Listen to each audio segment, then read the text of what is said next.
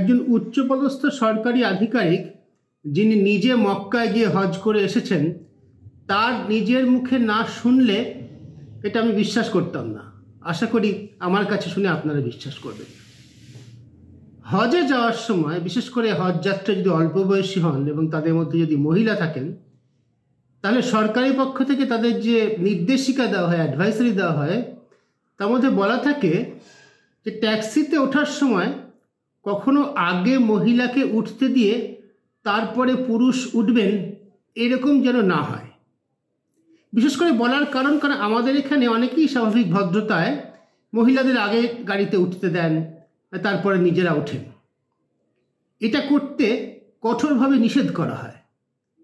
তার কারণ হচ্ছে ট্যাক্সিতে অল্প বয়সী মহিলা উঠে পড়লেন, তারপর তাকে নিয়ে দ্রুতগতিতে ট্যাক্সি হাওয়া হয়ে গেল, বিদেশি পুরুষ সঙ্গী রাস্তায় দাঁড়িয়ে রইলেন, এরকম ঘটনা নাকি ঘটেই থাকে এবং তারপর সেই মহিলার আর খোঁজ পাওয়া যায় না।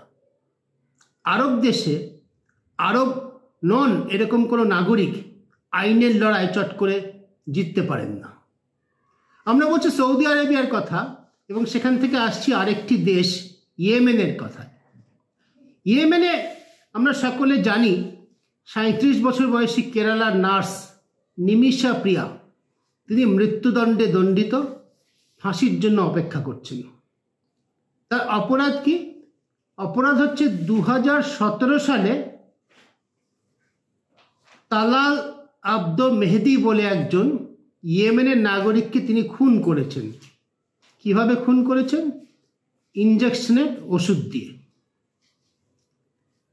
কাহিনীটা এইরকম, আরো হাজার হাজার লক্ষ লক্ষ ভারতীয়র মতো তারা যেরকম আরব দেশে নানা কাজ করতে যান, বিশেষ করে কেরালা থেকে নার্সের কাজ করতে অনেকেই যান কাতার, ইয়েমেন, বাহরাইন, কুয়েত, ইউনাইটেড আরব এমিরেট, সৌদি আরবিয়াতে, সেই রকম নিমিষা প্রিয়াও গিয়েছিলেন।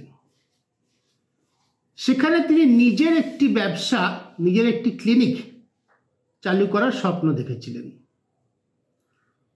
তখনই তার সঙ্গে ওই তালালের পরিচয় হয়।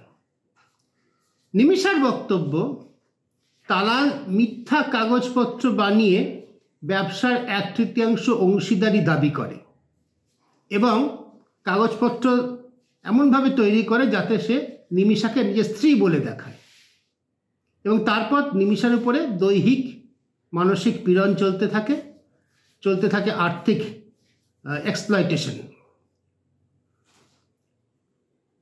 এরপর নিমিষা অভিযোগ করেন থানাতে, কিন্তু পুলিশের কাছে অভিযোগ করার পরে যা হয়, তালাল এবং নিমিষা উভয়কেই জেলে যেতে হয়। ইতিমধ্যে নিমিষা জামিনে ছাড়া পান, কিন্তু তালাল অন্য একটি মামলায়, চিটিংয়ের মামলায় তার আবার হাজতবাস হয়। সেখানে নিমিষা তার সঙ্গে দেখা করতে যেতেন। নিমিষার বক্তব্য, তার পাসপোর্টটি ফেরত পাওয়ার জন্য। এইখানে আসল গল্পটি লুকিয়ে আছে। এই ধরনের কাজ করতে যারা যান, শুধু কেরালা থেকে না, ভারতের নানা জায়গা থেকে, এমনকি বাংলাদেশ, পশ্চিমবঙ্গ থেকেও, তাদের প্রায়শই তাদের পাসপোর্টটি এবং তাদের অন্যান্য পরিচয়পত্র যে ঠিকাদারের সঙ্গে যারা যান বা যার মালিকের কাছে তারা কাজ করেন, তারা জমা রেখে দেন। পাসপোর্ট এবং পরিচয়পত্র ছাড়া তাদের নাগরিকত্ব প্রমাণ করার কোনো জায়গা নেই। তারা ইচ্ছা হলেও দেশে ফিরে যেতে পারবেন না। ভারতীয় দূতাবাসে গেলেও তাদের একটা কোনো পরিচয়পত্র দেখাতে হয়, ভারতীয় নাগরিক হিসেবে পরিচয়পত্র দেখাতে হয়। কোনো কাগজপত্রই তাদের কাছে থাকে না, তারা কার্যত কৃতদাসে পরিণত হন। নিমিষার বক্তব্য, তার পাসপোর্ট ফেরত পাওয়ার জন্য তিনি মরিয়া হয়ে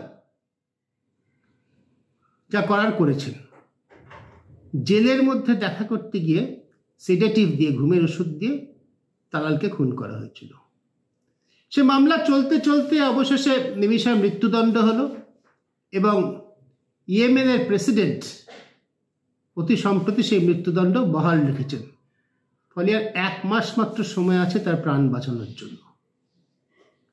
এখন শুরুতে যে গল্পটা বলছিলাম, যাতে একটা বর্বরতার নজির রয়েছে, যে একলা মহিলাকে গাড়িতে অসহায় অবস্থায় পেরে তুলে নিয়ে চলে যাওয়া, পুরুষ সঙ্গীকে রাস্তায় ফেলে, এই বর্বরতারই অন্য দিকটা আরব দেশগুলোতে রয়েছে। সেটা হচ্ছে এমন আইন যাতে হত্যা করেও ব্লাড মানি দিয়ে নিস্তার পাওয়া যায়। অর্থাৎ কিনা যাকে হত্যা করা হয়েছে তার পরিবারের সঙ্গে রফা করে, নেগোশিয়েট করে, সমঝোতা করে টাকার বিনিময়ে ক্ষমা ভিক্ষা চাওয়া যায়, এবং মৃতের পরিবার যদি ক্ষমা করে দেয় তাহলে আদালতের বা রাষ্ট্রের আর কিছু বলার নেই। এই আইনের সুযোগ নিয়ে নিমিষার প্রাণ বাঁচানোর একটা সম্ভাবনা দেখা দিয়েছে।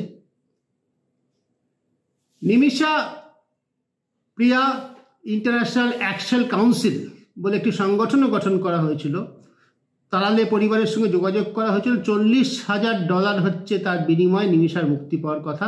$20,000 জোগাড় করে দেওয়া গিয়েছে। তারপর কোনো জটিলতার কারণে বাকি টাকাটা দেওয়া যায়নি বা পরিবারের কাছে পৌঁছয়নি।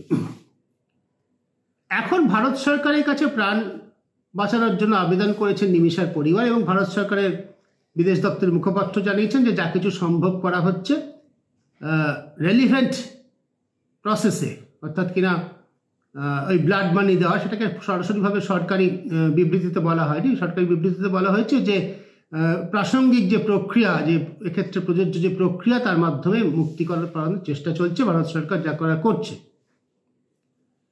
আমরা আশা করি নিমিষা প্রিয়ার প্রাণ বাঁচবে, কারণ এটি হত্যা নাকি প্রাণ রক্ষার্থে, নিজের জীবন রক্ষার্থে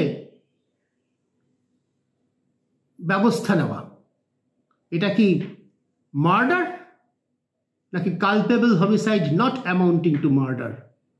এ প্রশ্ন আমাদের দেশের আইনে ওঠে।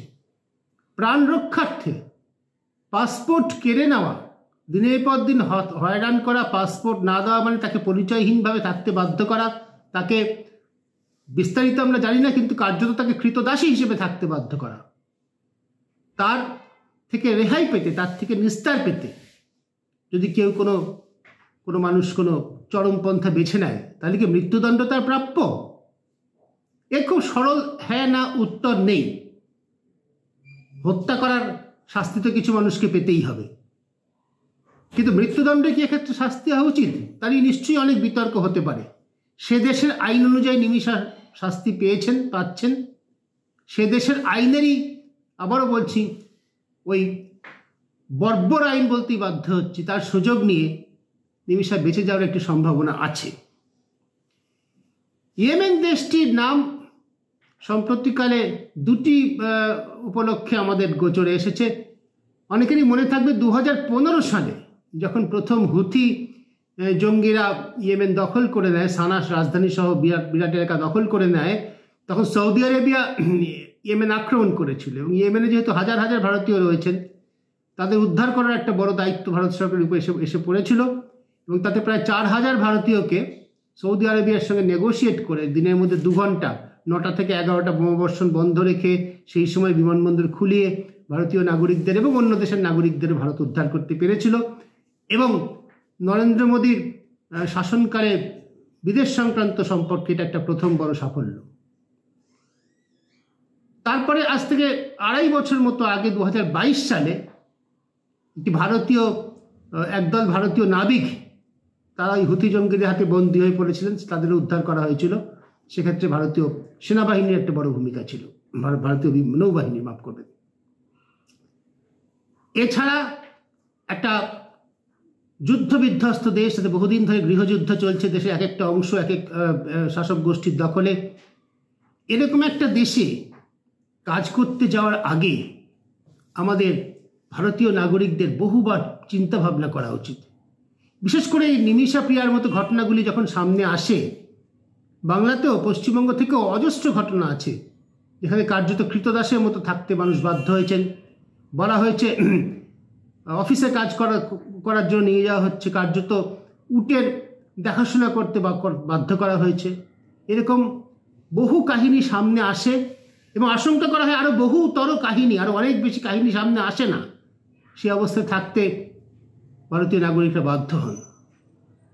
এক্ষেত্রে নাগরিকদের নিজস্ব কর্তব্য রয়েছে, ভারত সরকারেরও কর্তব্য রয়েছে নাগরিকদের সচেতন করার।